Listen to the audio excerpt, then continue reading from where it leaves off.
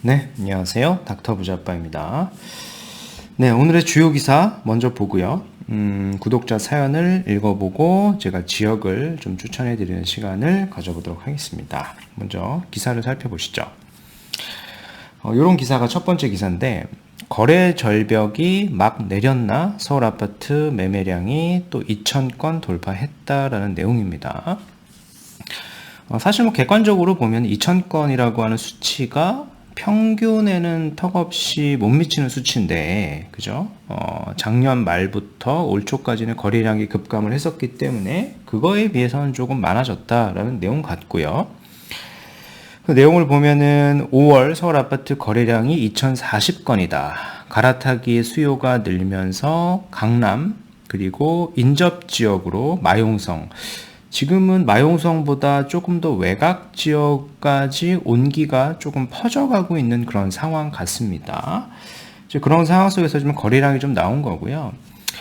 현재 기준으로 보면은 4월 달에 3,000건이 넘었던 게 5월 달에는 2,000건이니까 2,000건이면 많이 준 거 아니야? 라고 생각할 수는 있겠는데, 요거죠. 실거래 신고 기한이 약 한 달 정도 아직 남아 있으니까 요 거래량 자체는 조금 더 늘어날 것으로 예상이 됩니다.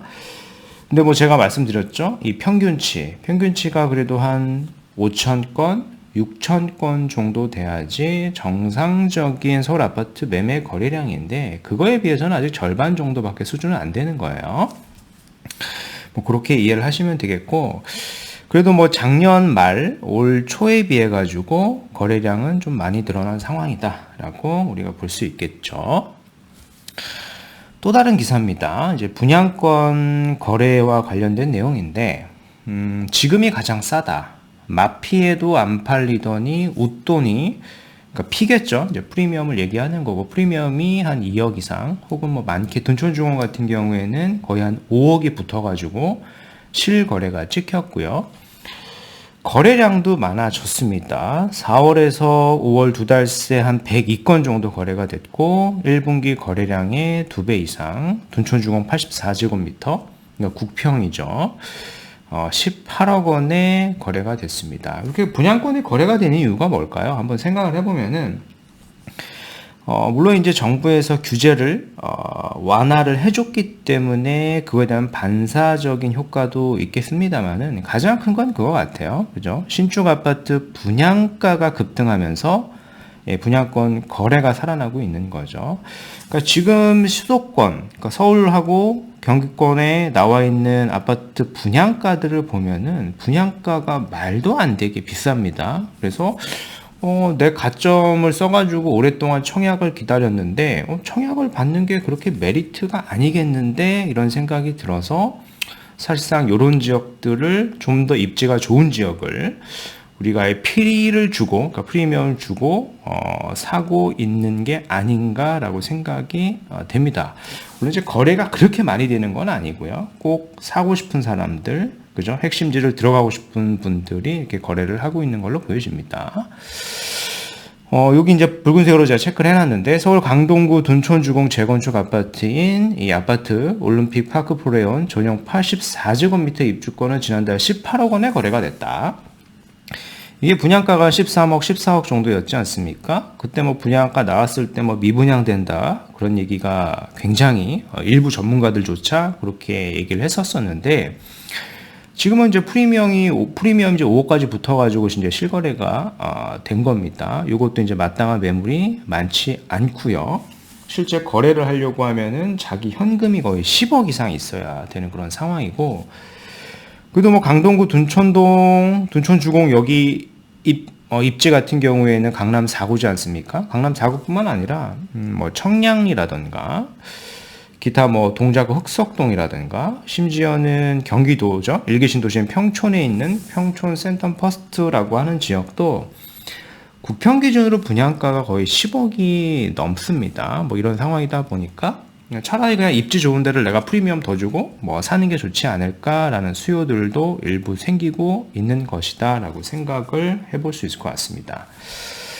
뭐 이렇게 되는 핵심적인 이유는 분양가죠. 근데 분양가가 왜 오를까요? 원재료가 오르기 때문에 분양가도 오르는 거 아니겠습니까? 그러니까 시멘트도 오르고 철근도 오른다. 아파트 공사비가 앞으로는 평당 1,000만 원 시대가 올 수도 있다. 3년 새 서울 평당 공사비가 기존에 400만 원이었던 게 700만 원까지 급등을 했고, 이게 더 오르면 1,000만 원도 되는 거 아니야? 이런 겁니다. 그럼 시멘트 값이 오르고 철근 값은 왜 오르는 걸까요? 사실 전기세가 오르기 때문에 그 전기를 이용해서 우리가 철근을 만들어야 되는데, 그렇다 보니까 이런 원재료 값이 오르는 겁니다. 그러니까 아파트를 이걸 만들어서 아파트를 공급을 해야 되니까 그런 측면에서 전반적으로 공사비가 오르게 되고, 그 공사비는 결국에는 분양가에 반영이 돼서 분양가가 내려가기가 어려운 구조로 계속 되고 있다라고 좀 생각을 하시면 되겠습니다. 그렇다 보니까 이제 분양권 거래들도 피를 주고 사는 현상들이 계속 나타나고 있는 겁니다. 분양가가 계속 오르니까 방 한 칸 아파트가 10억이라고? 강남은 쪽방도 금값이다. 잠실에 있는 리센츠 전용 27제곱미터가 최근에 실거래가 10억 7천에 팔렸어요. 작년 6월 이후에 다시 실거래가 이제 10억대로 이제 기록을 한 겁니다. 구조가 어떻게 생겼냐면요, 이렇게 생겼습니다. 방이 하나 있고요, 뭐 거실이 있고, 주방이 있고, 발코니가 이렇게 있는 구조인데, 사실 혼자 살아야 되는 구조지 않습니까? 근데 이런 타입의 원래는 분양가가, 그쵸? 리센츠 분양가가 243동에서 246동이었는데 분양 당시에 분양가는 한 1억 9천 정도였어요. 그때는 이제 뭐 이런 강남에 있는 쪽방이다 그랬기 때문에 이제 미분양이 났었었는데, 지금은 이게 10억에도 팔리고 있는 겁니다. 근데 뭐 해당 단지를 지금 시점에 10억을 주고 사는 거는 사실 뭐 토지거래 허가 구역이기도 하고 투자성이 높다라고 보지는 않고요. 제가 그래서 이제 둔촌중흥도 보면은 원래 방이 하나짜리, 두 개짜리 이런 소형 평수가 있지 않았었습니까? 처음에 분양이 나왔을 때 미분양이었었는데, 그 시점에 제가 잘 보고 미분양이 나도 그걸 잘 매수를 해도 괜찮다라는 얘기를 제가 많이 드렸었는데, 비슷한 논리입니다. 비록 이제 소형 평형이지만 초기 분양을 받게 되면은 그 분양가에 따른 시세 차익은 굉장히 높을 것 같다라는 생각이 듭니다. 워낙 입지가 좋은 곳이니까요.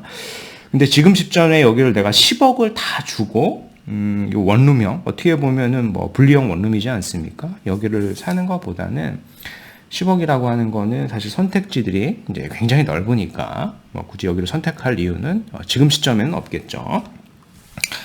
네, 오늘 구독자 사연을 같이 한번 읽어보고요.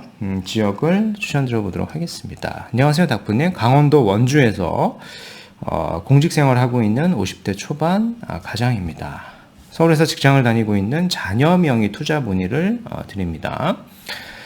사실 얼마 전 답답한 밤에 유명한 곳에서 부동산 컨설팅을 받았고, 용답동에 있는 신축 빌라 하나 소개를 받았습니다. 분양가는 5억대 후반이고 방 2개짜리 작은 빌라입니다. 분양 완판이 예상된다며 늦어도 금주까지는 계약금을 입금하라고 하는데, 여기를 계약해도 괜찮을지 몰라 문의 메일을 먼저 드립니다. 서울의 자녀는 세대 분리가 이미 되어 있고 소유한 주택은 없습니다.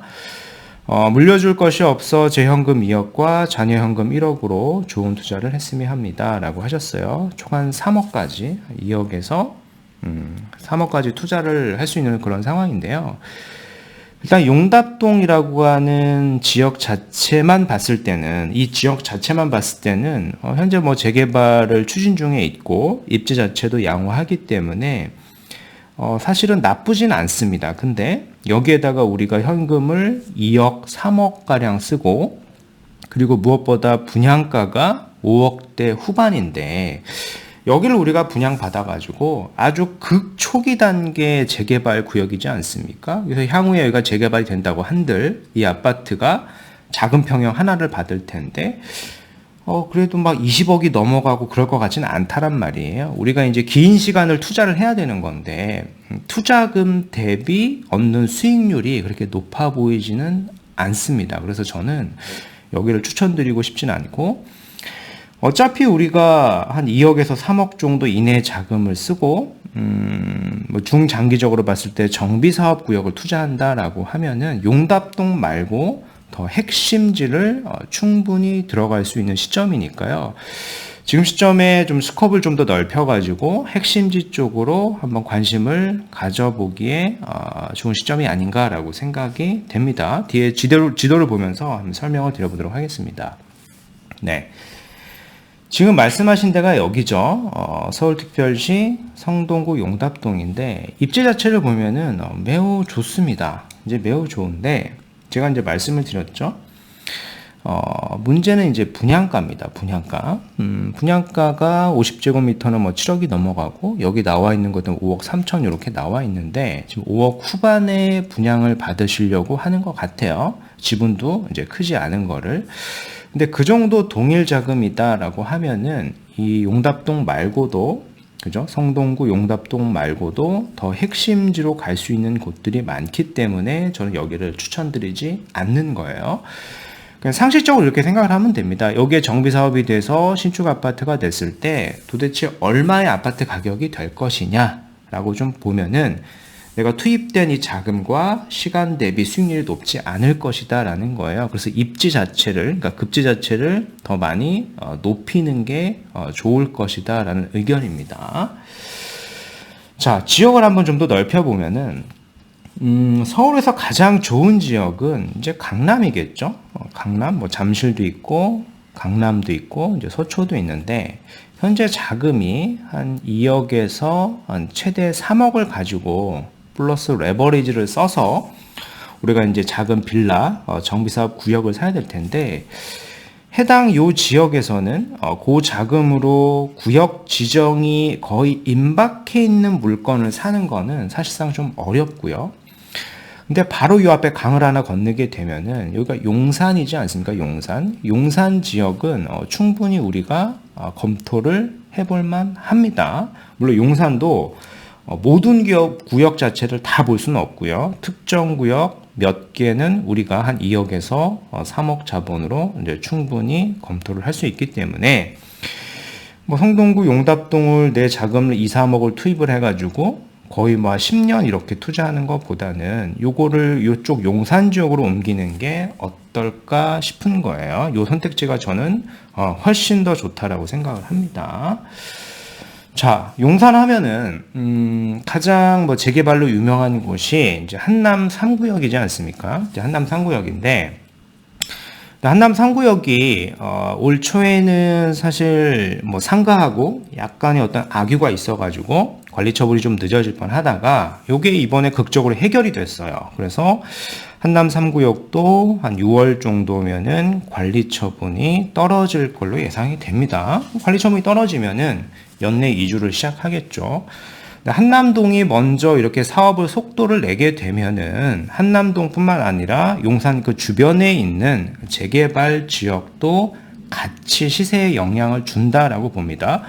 물론 우리가 돈이 많으면 한남 3구역을 그냥 사면 됩니다. 근데 2, 3억으로 한남 3구역을 현실적으로 사기는 어려우니까 그 인접 지역 중에서 구역 지정이 임박해 있는 곳을 저는 더 추천을 드리는 겁니다. 한남 3구역이 먼저 달려가면은 인접 지역으로 충분히 시세 영향을 줄 수 있다라는 논리로 좀 보시면 될 것 같고요. 자, 지역을 보면은 저는 2, 3억의 자본이다라고 하면은 요 효창공원 앞 바로 앞에 여기가 원효로 1가라는 구역이 있습니다. 이미 작년도에 구역을 발표를 했습니다. 여기 보시죠. 원효로 1가 역세권 도시정비형 재개발 정비구역 지정 및 정비계획에 대한 공람 공고라고 되어 있죠. 이게 작년도 이제 5월에 발표가 됐고 요게 구체적인 지역까지 다 나왔습니다. 건립 세대수도 3,000세대가 넘습니다. 용산에 역세권에 3,000세대가 넘는 신축 아파트가 생기는 거고요. 우리는 여기를 투자를 해가지고 신축 아파트를 받을 수가 있는 겁니다. 그죠? 여기가 이제 사업 속도인데요. 문제는 사업 속도가 제가 확인을 해본 결과 23년 6월에서 7월 정도면은 구역 지정이 될 것 같아요. 구역 지정이 되면은 금방 조합 설립이 되고요. 생각보다 빠르게 사업 속도 추진이 될 구역이라고 좀 판단이 되기 때문에 뭐 용답동하고 비교했을 때는 사실 비교 대상이 되지가 않죠. 투자성을 좀 고려해 봤을 때. 그러면 제가 여기를 왜 투자를 해야 되냐라고 얘기를 하면은, 여기가 투자금이 월등히 더 많이 들어가면 사실 용답동을 사도 되는데, 투자금 자체, 빌라 금액 자체만 봤을 때는 큰 차이가 있지가 않아요. 보이시는 것처럼 요 4억대라고 떠 있는 건 빌라는 아니고요. 이제 근생입니다.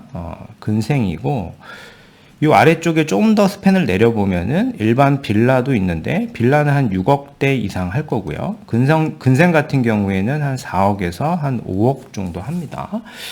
근데 뭐 근생을 샀을 때 입주권이 나오지 않는다라고 생각을 하시는 분도 있는데, 사실 그렇지가 않아요. 조건이 충족이 되면은 내가 근생을 산다라고 하더라도 입주권을 받을 수가 있습니다.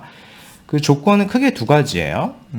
2008년도 이후부터 해당 지역의 근생이 실제 거주용으로 사용을 하고 있다라고 하는 부분과, 그리고 구역 지정 시점에 이걸 매수한 사람, 소유한 사람이 주택이 없는 무주택자다라고 하면은 입주권을 받을 수가 있습니다. 요거 충족이 되는 거를 이제 매수를 하면 되는 거고, 요건 난 잘 모르겠다. 지금처럼 자금이 3억 이상 쓸 수 있다라고 하면은 일반적인 빌라 6억이 좀 넘어가지만 요 빌라를 사는 게 용답동을 사는 것보다는 훨씬 더 투자로 봤을 때는 우선해야 된다라고 저는 생각을 합니다. 이렇게 한번 보셨으면 좋겠고요. 네, 그래서 내용을 조금 정리를 해보면은, 2억이면은 용산 여기로 가라, 강남을 뛰어넘을 위한 곳이라는 생각이 들고요. 물론 이제 가장 좋은 거는 뭐 강남이겠죠. 강남을 사는 건 좋은데, 2, 3억으로 구역이 지정이 되어 있는, 지정이 임박해 있는 강남을 우리가 살 수가 없으니까 강남의 시세를 심지어는 따라가거나 일부 지역은 넘을 수도 있는 우리가 용산을 갈 수도 있기 때문에 용산을 검토하는 게 좋겠다라는 논리입니다. 오늘 이제 50대 초반에 이제 부모님께서 자녀 명의 투자문을 주신 거예요. 자녀분은 서울에서 직장 생활 중이고 이미 세대 분리가 되어 있습니다. 가용 현금은 한 2억 정도, 최대 이제 3억까지 가능한 건데, 이 자금을 가지고 용답동 빌라를 산다? 저는 이제 추천을 드리지 않는 거고요. 이 자금이면은 용산 정비사업 구역도 매수가 가능합니다. 예를 들어서 원효로 일가 같은 경우에 23년도 6월, 7월 내에 지구 지정이 예상이 됩니다. 임박해 있어요. 그래서 이게 지구 지정이 되고 나서 우리가 살려고 하면은 사실 지금보다는 시세가 1, 2억 혹은 2, 3억 더 올라 있을 수도 있으니까 지금 시점에 한번 검토를 좀 빠르게 해보시는 것도 저는 괜찮지 않을까 싶고요. 여기가 이제 3,000세대가 지금 입주를 할 건데, 신축의 아파트로 바뀔 건데, 조합원 수를 제가 고려해 봤을 때 대부분 30평형대 이상의 입주권도 받을 가능성이 굉장히 높습니다. 그러면 역세권이라고 하더라도 현재 기준에서 해당 지역에 30평대 신축 아파트가 있다, 용산에, 그러면은 사실 20억은 훌쩍 넘어가게 되겠죠. 그래서 어떻게 보면은 용답동하고 좀 비교해 봤을 때 용산의 정비사업구역은 비교가 되는 투자처가 아니라고 보고요. 그래서 용산으로 좀 우선해가지고 검토를 해보시는 게 어떨까라고 생각을 합니다. 네. 그래서 오늘 말씀드린 내용은 여기까지이고요. 제 영상이 좀 도움이 되셨으면 구독하기, 좋아요, 알림 설정 부탁드리겠습니다. 이상 닥터부자빠였습니다. 감사합니다.